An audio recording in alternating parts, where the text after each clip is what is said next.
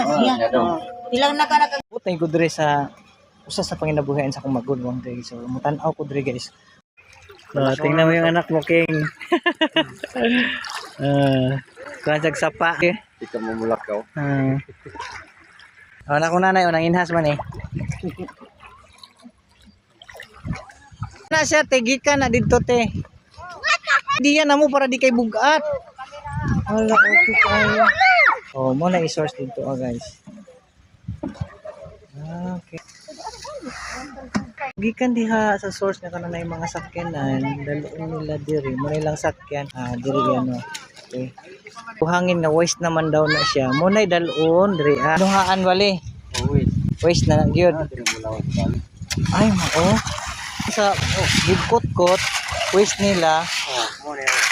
Kaning gikuan karon waste na siya, nga gikan pud sa waste nga gihatag pud sa source gyud. Amo na ni siya. Amo ni ang postura para pag okay. So pag himas sa tubig, mo na nay mosulod diri na mabutang ang product. Okay. Yeah. So baka mauna ko ni dong. Oh, mag-practice na dito ani. na siya. Ilang naka gram. Wala na ni mga matindi po na ihalin ani.